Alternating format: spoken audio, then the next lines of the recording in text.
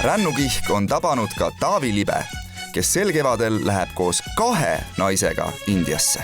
Minu jaoks on see ikkagi natukene inimeksperiment, mis saab, kui 2 inimest, kes ei ole eriti reisinud, kes on omavahel sugulased, lähevad sellisesse, no ma ütlen, et väga eripalgelisse riiki nagu India. Sel korral osutus valituks 39-aastane Kati Vändrast koos oma tütre Keitiga. Ja meie 2 läheme sel kevadel Taaviga Indiasse! Ja kuidagi me tundsime, et kuna me läheme ikkagi täiesti kohutavasse riiki, kus isegi mina ikkagi kartsin, kas ma sealt eluga tagasi tulen, siis tekkis tunne, et äkki oleks talle vaja sellist tuge kõrvale lisaks mulle. Ja kuna tal on 3 väga toredat tütart, kõige vanem neist täisealine, siis me otsustasime, et ta võtab oma tütre Keidi sinna reisile kaasa. Või nii oligi, et jõu tule saatasse, okei, tavai, teeme ära. Et ega siin kaua mõelda ei ole midagi. Malle Mantlipärija otsinguid saatis tohutu menu. Kokku saatis avalduse üle 600 inimese. Kõige noorem neist napilt täisealine, kõige vanem reisihuviline oli aga ligi 80. Abihooldaja olen Vändru endas kodus. Ja väga erinevaid inimesi, aga kuidagi nagu üks asi ikkagi jäi domineerima, et sellised inimesed, kelles on sellist seiklushimulisust, aga kes mingil põhjusel ei ole saanud neid seiklusi elus realiseerida. Ja kuidagi nüüd kas siis enda mõtte läbi või siis mõne sugulase sõbra soovituse kaudu on nad tulnud seda eluseiklust otsima. Viimasel minutil castingule jõudnud Kati avalduse pani sammuti teele sugulane.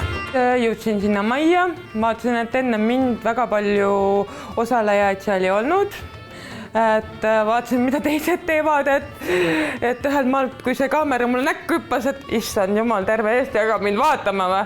Aga mis siis juhtub veel, kui ma selle saate peaksin võitma, et äkki hakatakse veel näitama, et ma seda ükssarviku kostüümis siia laivi lendasin appi, et paanika. Kuidagi selline siirus ja samas abivalmidus paistis kohe silma ja kui me seal reisil käisime, siis oli näha, et meie aimdused osutusid tõeks, sellepärast ta sai tõesti kõigiga kohe jutule, isegi kui oli keelebarjäär vahel. Ja mul tundub, et ta jättis nagu Indiale ka täiesti kustumatu mulje. Kati ei piirdunud ainult 1 castinguga. Ta proovis jala ukse vahele saada ka maailma suurimas filmitööstuses Bollywoodis. Jah, mis sai siis? Ma sai Bollywoodi castingutele, siis ma nagu, lahe, lähed sinna ka siis traekesse vaata. Ei, üldse närvi. Ega ma vaatasin, sa päeval juba nii närvis, ma kartsin tegelikult, et kas sul tuleb välja, kas sul tuli väga hästi välja ju? No lihtsalt laulda ei oska vaata. Ei no alguses kõik see energia oli nii paigas, et...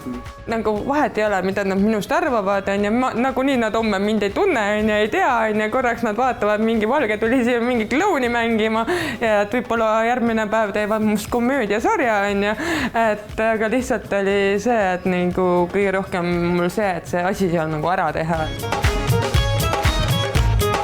Siiamaani ei ole aru saanud, et kuhu kohta ma ennast seganud olen, aga see on äge, sest nagu me võime kodus kõik ju sokki kududa, aga kõiki sellisesse saatesse minna kohe kindlasti julge.